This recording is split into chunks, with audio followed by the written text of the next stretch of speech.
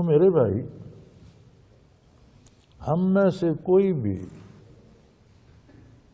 کبھی اللہ کرے ہم کسی جوہری کی دکان پہ جائیں، شاید ہم تو زندگی بھی، اور ہم نے وہ بازار بھی نہیں دیکھا جہاں ہیرے بکتے ہیں، کروڑوں کا کام ہے، ہم 10-15 روپے کے سوداگر ہیں، ہم وہاں کہاں جائیں گے، کہاں دیکھیں گے؟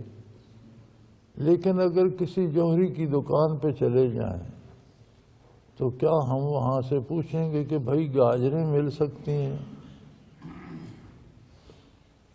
سننے والا کہے گا پاگل ہے یار، سونار کے پاس تو ہم جاتے ہی ہیں نا، غریب آدمی بھی 6 ماشے تولے کا زیور بنا لے جاتا تو ہے، وہاں سونا ملتا ہے۔ کبھی آپ نے وہاں جا کر پوچھا بھائی سونار بتا بھوسے کا بھاؤ کیا ہے، کس بھاؤ ملے گا؟ پوچھا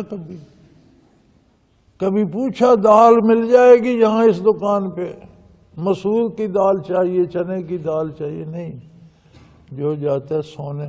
فرمایا میری بارگاہ میں آؤ تو مجھ سے اللہ کو مانگو، اور جہاں اللہ ملتا ہے بے وقوفو وہاں دنیا مانگتے ہو۔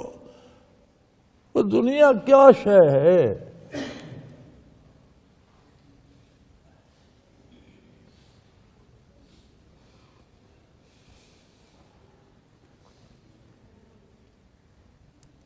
مرزا مرزر جان جانان شہید رحمت اللہ تعالی علیہ بہت بڑے ولی اللہ گزرے ہیں، دہلی میں شہید ہوئے تھے، ان کی ایک ربائی ہے، فرماتے ہیں خدا در انتظار حمد ما نیست، محمد چشم بر راہ ثنا نیست۔ اللہ کو اس بات کی انتظار نہیں کر رہا کہ ہم کب اس کی تعریف کریں اور ہم کتنے سجدے کرتے ہیں، یہ اسے ہمارے سجدوں کا محتاج نہیں ہے، اسے ضرورت نہیں ہے۔ اللہ کے نبی بھی ہماری تعریف کے محتاج نہیں ہے۔ محمد حامد حمد خدا بس، خدا خود مدحان مصطفیٰ بس، خدا خود مدحان مصطفیٰ بس، محمد حامد حمد خدا۔ فرماتے ہیں جو تعریف محمد الرسول اللہ کی اللہ نے کی ہے کوئی کر نہیں سکتا، کسی کی ضرورت ہی نہیں۔ اس درجہ تعریف جو اللہ نے فرمائی اپنے نبی کی کوئی دوسرا کر نہیں سکتا، اور کسی کی تعریف کے آپ محتاج ہی نہیں رہے۔ کوئی کرتا ہے تو اپنی بھلائی پاتا ہے، حضور اس کی تعریف کے محتاج نہیں ہے۔ اور محمد حامد حمد خدا بس، اور جو سجدے محمد الرسول اللہ نے کیے ہیں پھر ایسی عبادت بھی دوسرا کوئی نہیں کر سکتا۔ اللہ کی جو حمد اللہ کے رسول نے کی ہے کون وہاں پہنچ سکتا؟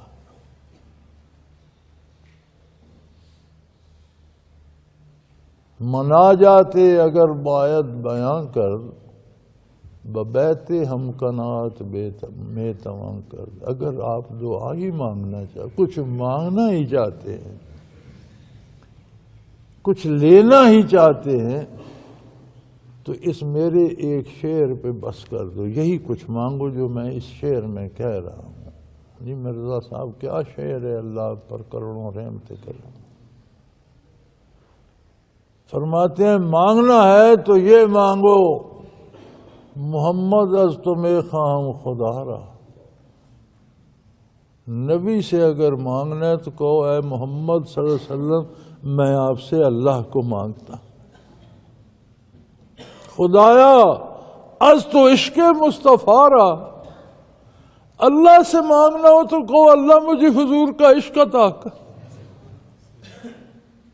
محمد از تو میں خواہم خدا را، خدایا از تو عشق مصطفیٰ را۔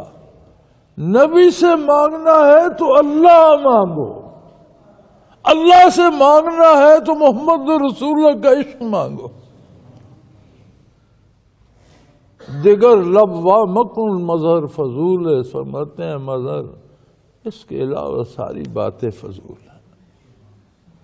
سخن از حاجت افزوں تر فضول ہے، اس کے علاوہ منہ سے کچھ نہ نکال، زائدہ ضرورت باتیں فضول ہوتی ہیں۔ اللہ سے مانگنا ہے تو نبی کا عشق مانگو، نبی سے مانگنا ہے تو خود اللہ مانگو بھائی، جہاں اللہ مل گیا باقی کیا بچا؟ تو فرمایا میرے حبیب فرما دو میرا کام ہے بلاغم من اللہ ورسالات، میں تمہیں اللہ سے واصل کر دوں، اللہ کی بات تمہیں سنا دوں، اللہ کا پیغام تمہیں پہنچا دوں، اور یہ بتا دوں وَمَن يَعْصِ اللَّهَ وَرَسُولَهُ، جس نے میری بات نہ مانی اس نے اللہ کی بات نہ مانی۔ جو کچھ میں کہہ رہا ہوں تمہیں یہ میں نہیں کہہ رہا، یہ میں اللہ کی بات کہہ رہا ہوں۔ اگر نہیں مانو گے تو تم نے اللہ کی بات نہ مانی، اور جو اللہ کی بات نہ مانے گا، اللہ کے رسول کی بات نہ مانے گا، فَإِنَّهُ إِنَّ لَهُ نَارَ جَهَنَّمَ، اس کے لیے دوزخ کی آگ ہے۔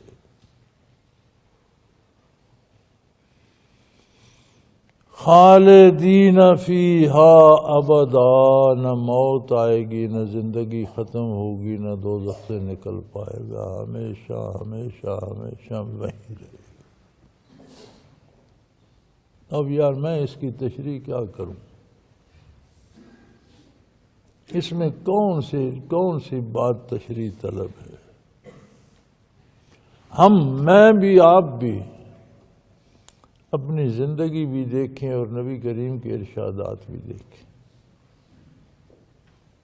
ہمارا لباس، ہمارے اطوار، ہماری شکلیں، ہمارا روزمرہ کے معمول، ہمارا والدین سے سلوک، ہمارا اولاد کی تربیت، ہمارا بیویوں سے سلوک، ہمارا بہنوں بھائیوں سے سلوک، ہمارا معاشرے سے سلوک، ہمارا ملک اور قوم سے سلوک، ہم کیا کر رہے ہیں؟ اگر ہم نبی کریم کے بتائے ہوئے طریقے کے مطابق کر رہے ہیں بہت اچھا، اللہ کا ہم پر احسان ہے۔ نہیں کر رہے تو اپنے ساتھ ظلم کر رہے ہیں، اپنے ساتھ زیادتی کر رہے ہیں۔